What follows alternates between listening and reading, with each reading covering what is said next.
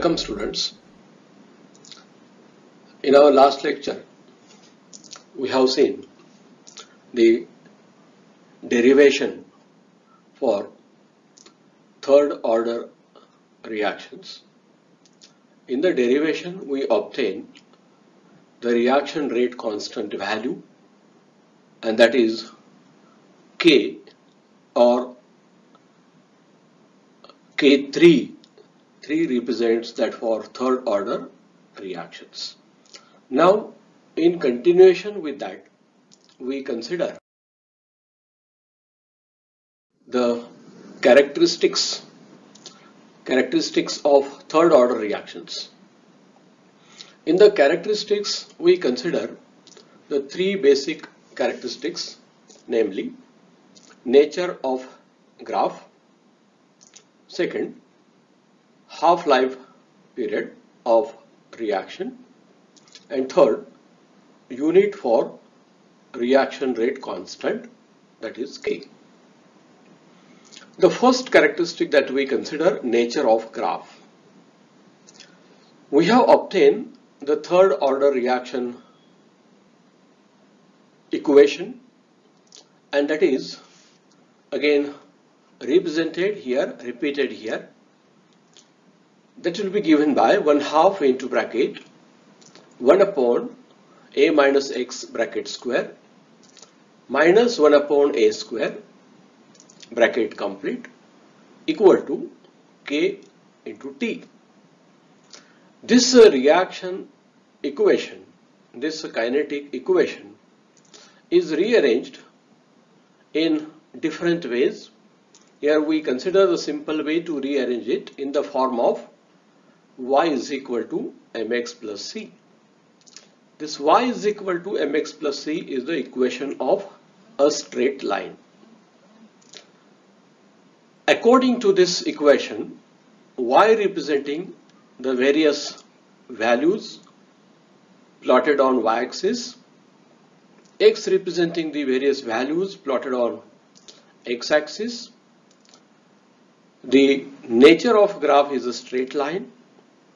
M is the characteristic of a straight line, and that is slope of it, and C is also characteristic of a straight line, and that is the intercept made by a straight line on y-axis, because y is equal to mx plus c is the equation of a straight line.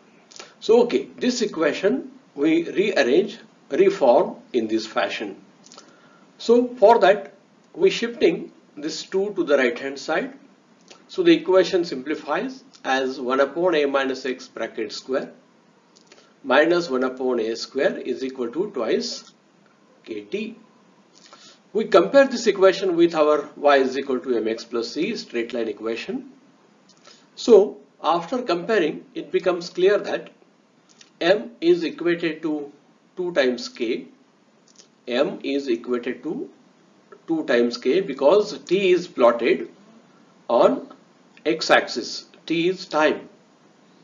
Reaction is carried out at different time. So t is plotted on x-axis, and on y-axis we are going to plot 1 upon a minus x bracket square.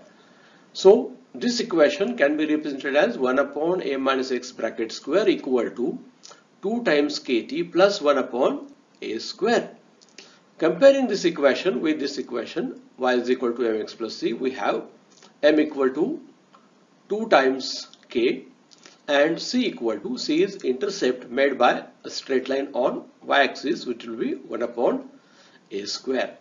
So from this, it becomes very clear that slope of the equation is used to find out the reaction rate constant value, that is k. It means k is equal to m upon 2. If slope is known, half the slope gives the reaction rate constant.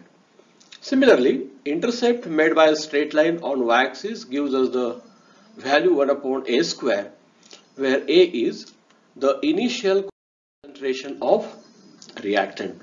So see here, y is plotted on this y-axis, x is plotted in terms of time on x-axis, A straight line plot is expected and it is obtained.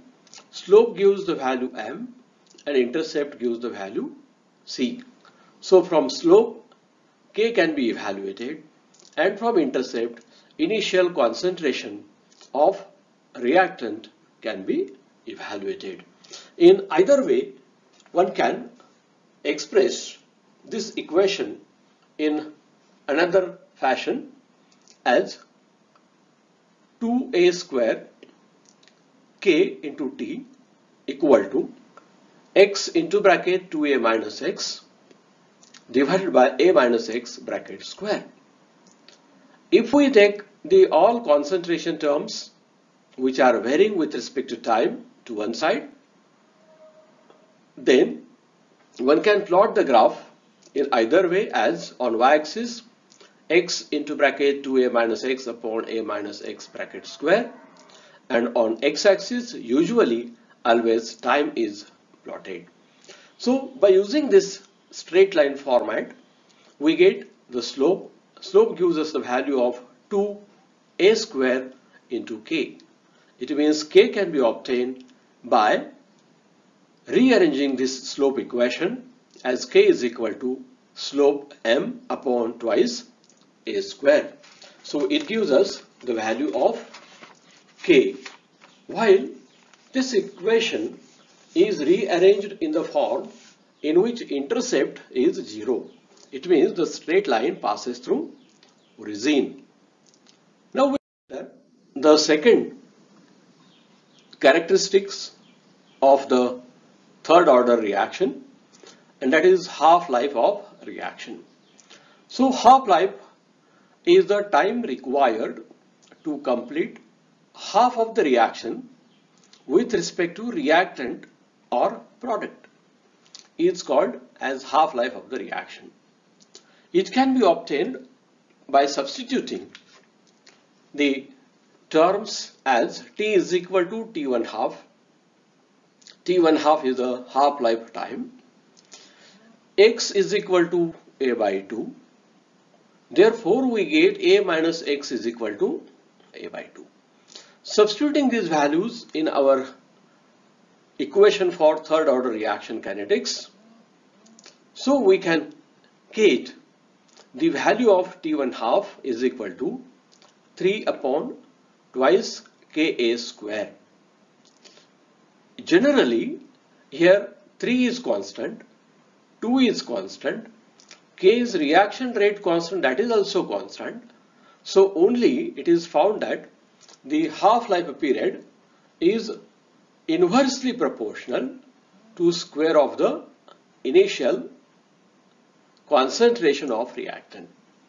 So this is the third order reaction kinetics, in which this is the characteristic feature that one can obtain, that half-life is inversely proportional to square of the initial concentration of reactant, as 3, 2, K in this equation are constant.